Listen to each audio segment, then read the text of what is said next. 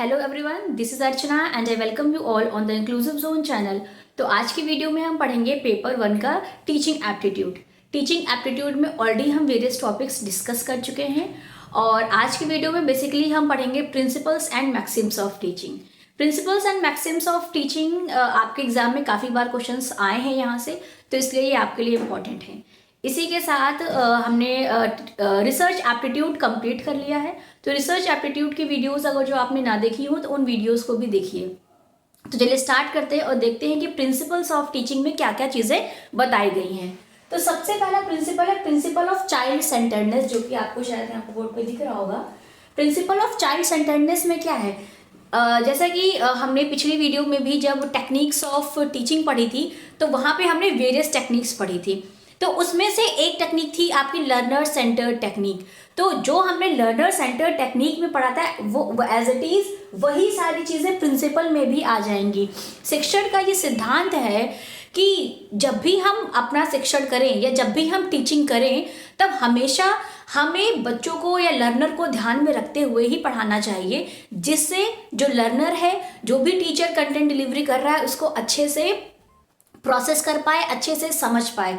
तो जब हम स्टूडेंट्स की या लर्नर की नीड्स एंड इंटरेस्ट को ध्यान में रखते हुए अपने कंटेंट या को डिलीवर करते हैं तो वो हमारी लर्नर सेंटर्ड टेक्निक या लर्नर सेंटर्ड प्रिंसिपल होता है। तो जब भी बात आए लर्नर सेंटर्ड प्रोसेस की या लर्नर सेंटर्ड टेक्निक की, तो आप हमेशा याद आपको ये रखना है कि यहाँ पे बच्चे के नीड्स, बच्चे के इंटरेस्ट, बच्चे का एप्टीट्यूड, इन सारी चीज़ों को ध्यान में रखते हुए ही हम बच्चे को पढ़ाते हैं। तो बेसिकली फोकस में बच्चा रहता है। सब कुछ जो भी चीज़ें हम during teaching and learning process करेंगे वो सारी की सारी चीज़ें स्टूडेंट्स के अकॉर्डिंग होंगी।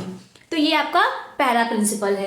देन आपका principle of individual difference, most important point.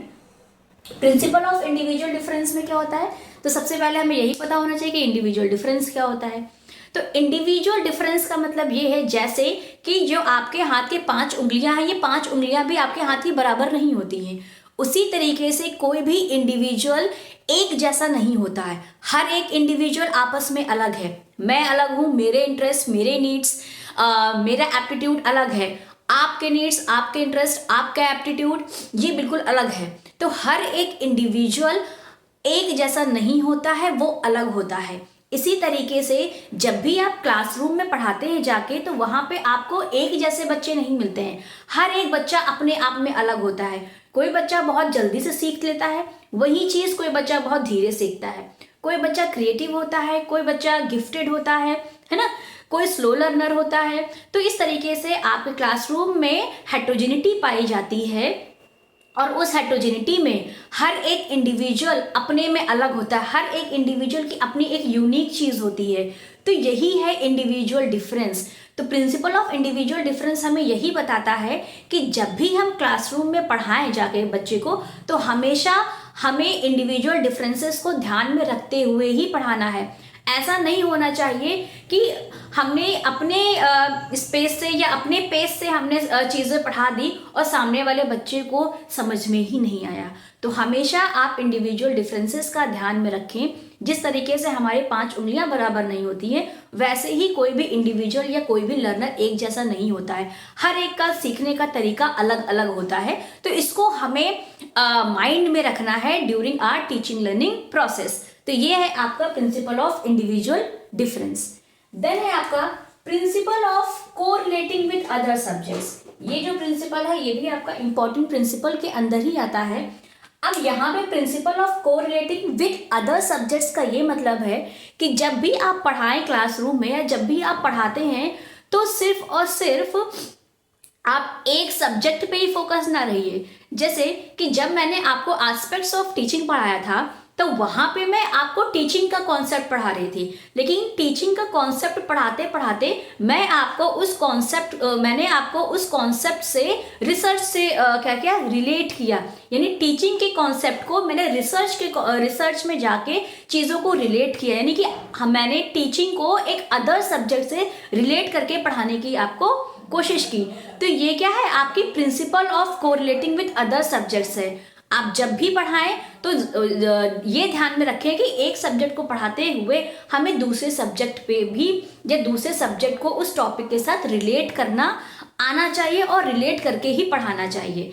जैसे कि मैथमेटिक्स जब आप पढ़ाते हैं तो वहाँ पे जो न्यूमेरिकल्स होते हैं, है ना, नंबर्स के साथ हम डील कर रहे होते हैं, लेकिन वही जो कोई भी प्रॉब्लम लिखी होती है ना, तो जो प्रॉब्लम होती है वो आपको कहीं ना कहीं कि आपको कॉम्प्रिहेंशन करना सिखाती है, आपकी रीडिंग स्किल्स को बेहतर करती है।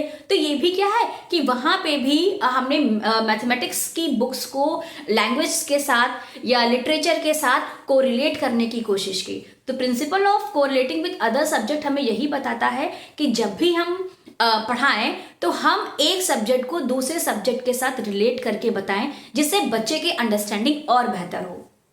देन है आपका principle of motivation. Principal of motivation is also your important principle of teaching.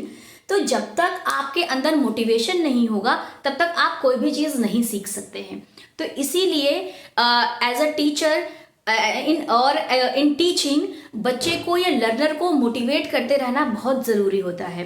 तो ये है आपका प्रिंसिपल ऑफ मोटिवेशन। तो मोटिवेशन भी आपके दो तरीके के होते हैं। पहला है आपका एक्सट्रिंसिक मोटिवेशन, एक्सट्रिंसिक मोटिवेशन जो कि हमने पिछली वीडियो में भी बात की थी। दूसरा है आपका इंट्रिंसिक मोटिवेशन, इंट्रिंसिक मोटिवेशन। अब जो आपका एक्सट्रिंसिक मोटिवेशन है, एक्सट्रिंसिक मोटिवेशन जो आपको बाहर से मिलता है वो आपका एक्सट्रिंसिक मोटिवेशन होता है। इंट्रिंसिक मोटिवेशन जो आपके अंदर से ऑटोमेटिक आता है। जैसे कि सपोज कि कोई एक लर्नर है, उसको सुबह उठ के पढ़ना है, तो उसमें से ये भी हो सकता है कि आपके घर में आपको आपकी मम्मी उठा रही हो कि चलो उठो पढ़ो, और एक लर्नर ऐसा है जो खुद से ऑटोमेटिक उठ के वो पढ़ रहा है सुबह। तो जो आपको बाहर से आपकी मम्मी ने आपको पढ़ने के लिए उठाया, तो आपकी मम्मी ने आपको बाहर से मोटिवेट किया कि सुबह उठ के पढ़ने से लर्निंग बेहतर होती है, तो वो क्या हुआ, एक्सट्रिंसिक मोटिवेशन हुआ। इंट्रिंसिक मोटिवेशन जो एक लर्नर के अंदर खुद से अंदर से आया कि मैं सुबह रोज पढ़ूंगा है या पढ़ूंगी, तो ये क्या हो गया, इंट्रिंसिक मोटिवेशन हो गया। तो एक्सट्रिंसिक मोटिवेशन जो आपको बाहर से कहीं से मोटिवेशन मिलता है, और इंट्रिंसिक मोटिवेशन जो आपके अंदर से खुद ब खुद आता है, वो इंट्रिंसिक मोटिवेशन होता है। और जो आपका एक्सट्रिंसिक मोटिवेशन है ये टेम्परेरी मोटिवेशन होता है, ये कुछ टाइम के लिए ही आपके साथ बना रहता है। बट जो इंट्रिंसिक मोटिवेशन होता है वो आपके साथ हमेशा बना रहता है। ठीक है, तो प्रिंसिपल ऑफ मोटिवेशन भी एक इंपॉर्टेंट रोल प्ले करता है in teaching learning process. Then है आपका principle of encouraging self learning. Teaching में हमेशा एक टीचर को सेल्फ लर्निंग पे फोकस करना चाहिए। ये एक प्रिंसिपल है टीचिंग का कि हमेशा आप लर्नर को खुद ब खुद चीज़ों को सीखने दें, खुद ब खुद उसे ऐसे पढ़ाएं या उसको ऐसे इंकरेज करें कि वो खुद ब खुद चीज़ों को सीखे। तो ये होती है आपकी सेल्फ लर्निंग। जब हम खुद चीज़ों को सीखते हैं, खुद चीज़ों को सीखने के लिए मोटिवेटेड रहते हैं, तो प्रिंसिपल ऑफ टीचिंग में यही है कि हमेशा लर्नर को सेल्फ लर्निंग के लिए इंकरेज किया जाता है। देन है आपका प्रिंसिपल ऑफ रेमीडियल टीचिंग। अब जो आपका प्रिंसिपल ऑफ रेमीडियल टीचिंग क्या कहता है, ये तो टीचिंग आपकी आप कह सकते हैं दो तरीके से होती है, एक डायग्नोस्टिक टीचिंग भी होती है और रेमीडियल टीचिंग भी होती है। तो डायग्नोसिस और रेमीडियल दोनों एक साथ चलते रहते हैं। तो यहाँ पे पहले हम रेमीडियल टीचिंग की बात करेंगे।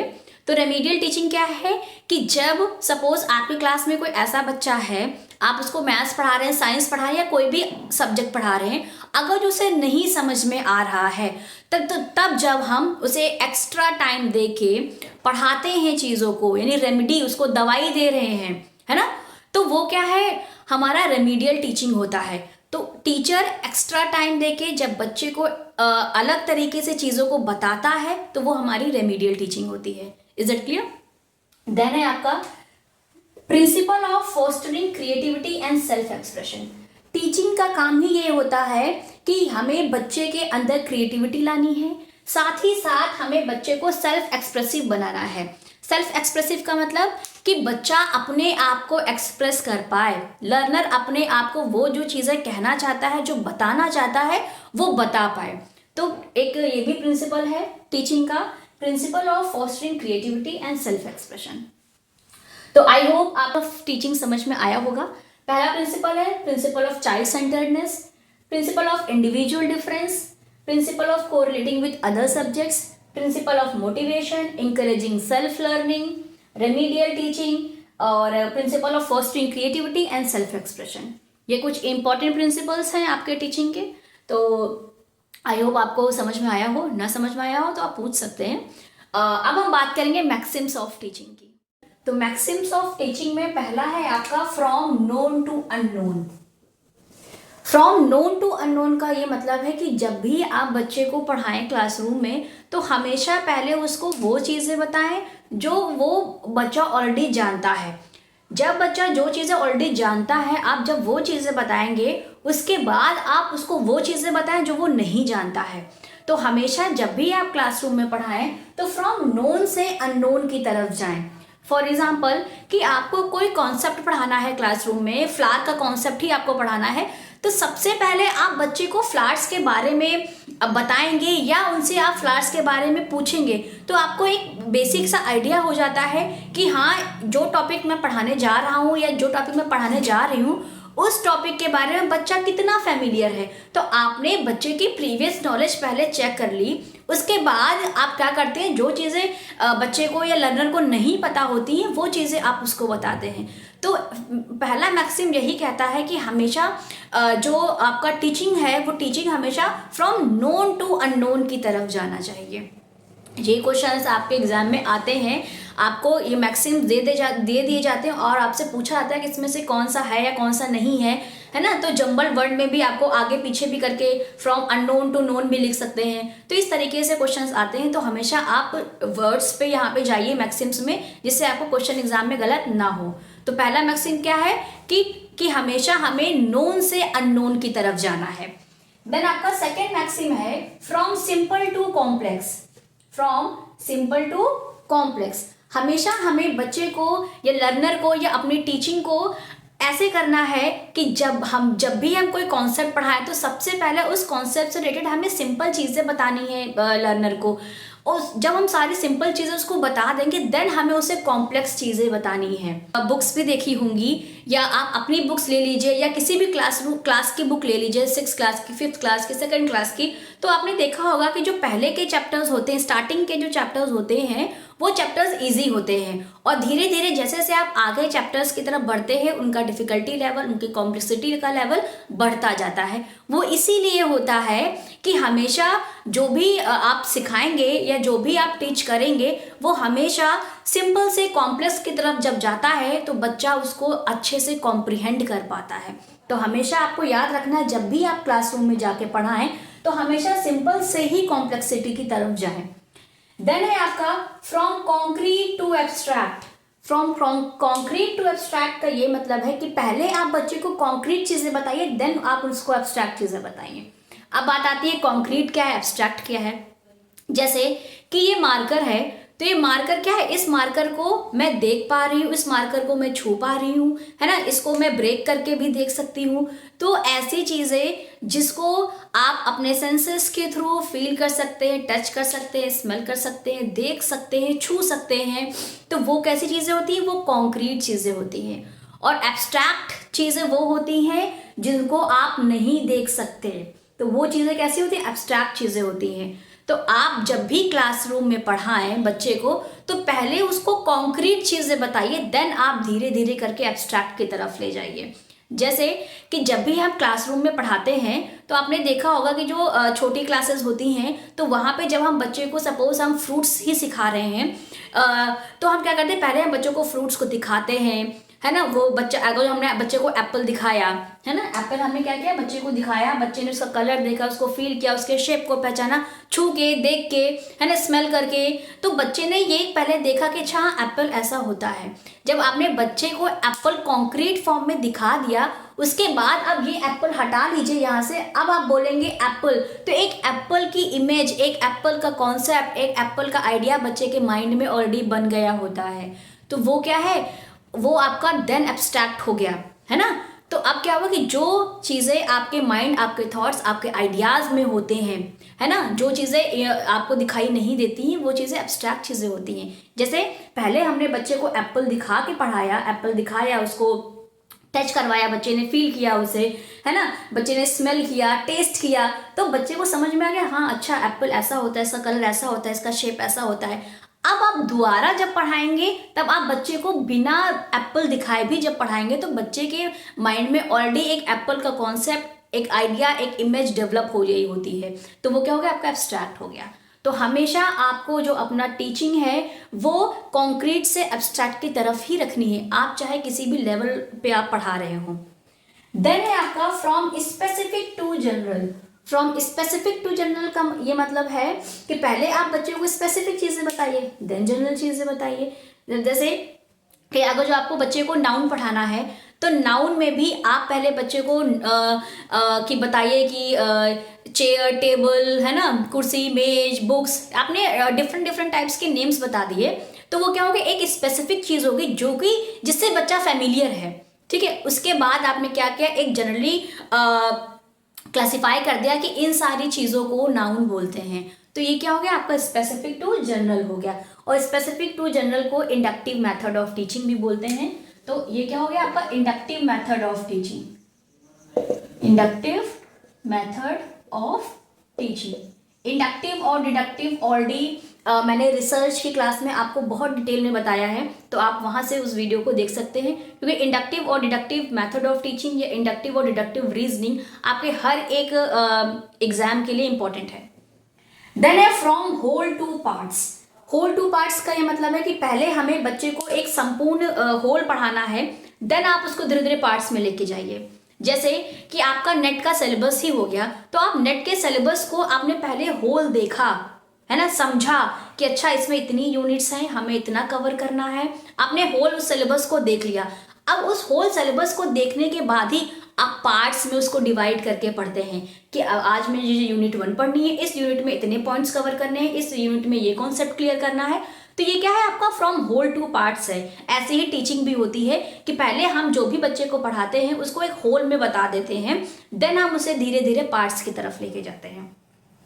जैसे फॉर एग्जाम्पल फ्लावर, है ना, आपने क्लास में एक फ्लावर का कॉन्सेप्ट पढ़ाया, तो पहले आपने बच्चे को एक फ्लावर, आप सपोज हिबिस्कस ही ले लीजिए, आपने हिबिस्कस बच्चे को दिखा दिया, तो वो हिबिस्कस क्या है, होल फ्लावर आपने बच्चे को दिखाया। उसके बाद धीरे धीरे आपने उसके पार्ट्स तोड़ तोड़ के एक एक पार्ट्स करके बताया उनको कि ये पेटल्स हैं, ये स्टेम है, तो हर एक चीज आपने पार्ट्स में बताई। तो ये क्या है, फ्रॉम होल टू पार्ट्स। तो टीचिंग होल टू पार्ट्स है, मैक्सिमम होल टू पार्ट्स में होनी चाहिए। देन है आपका from induction to deduction. Induction to deduction मैंने आपको ऑलरेडी यहाँ पे इंडक्शन वाला मेथड बता दिया। ऐसे ही डिडक्शन होता है। डिडक्शन क्या होता है, आपका जनरल टू स्पेसिफिक जाता है, जनरल टू स्पेसिफिक। यहाँ पे हम इंडक्टिव मेथड और डिडक्टिव मेथड, इन दोनों मेथड्स का यूज करते हुए हम बच्चे को पढ़ा सकते हैं। जब हम इंडक्टिव मेथड का यूज करेंगे तो हम general to specific to general जाएंगे, और जब हम इंडक्टिव मेथड का यूज करेंगे देन हम जनरल टू स्पेसिफिक जाएंगे। Is it clear? तो आपको ये दोनों याद रखना है। इंडक्टिव का मतलब क्या है, स्पेसिफिक टू जनरल, और डिडक्टिव का मतलब है जनरल टू स्पेसिफिक। तो आप इंडक्टिव को एस जी से याद रख सकते हैं और डिडक्टिव को GS से याद रख सकते हैं, जिससे आप भूले ना। देन आपका फ्रॉम एनालिसिस टू सिंथेसिस। हमेशा एनालिसिस से सिंथेसिस की तरफ जाना चाहिए। अब एनालिसिस क्या है, एनालिसिस का मतलब जब आप चीज़ों को पार्ट्स में डिवाइड करके सीखते हैं, समझते हैं, वो आपका एनालिसिस होता है। सिंथेसिस का मतलब क्या है, जब आप उसी को संपूर्ण वे में देखते हैं। जैसे ये मार्कर है, तो ये मार्कर का मुझे एनालिसिस करना है ना, तो मैंने क्या किया, इस मार्कर को ऐसे तोड़ा, इसकी बॉडी अलग की, इसकी इंक अलग की, सब कुछ मैंने अलग अलग तोड़ ताड़ के इसको देख लिया, है ना, तो ये क्या हो गया, मेरा एनालिसिस हो गया। अब इसी मार्कर को मैं ऐसे देख रही हूँ, तो ये क्या हो गया, सिंथेसिस हो गया। तो क्या होता है कि हमेशा हमें एनालिसिस से सिंथेसिस की तरफ जाना है।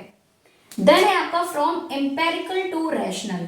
फ्रॉम एम्पेरिकल टू रैशनल का ये मतलब है कि पहले हमें बच्चे को एक्सपीरियंस करने देना चाहिए चीज़ों को। एम्पेरिकल का मतलब होता है एक्सपीरियंशियल लर्निंग, यानी कि जो चीज़ें आप अपने एक्सपीरियंसेस से सीखते हैं वो होता है एम्पेरिकल।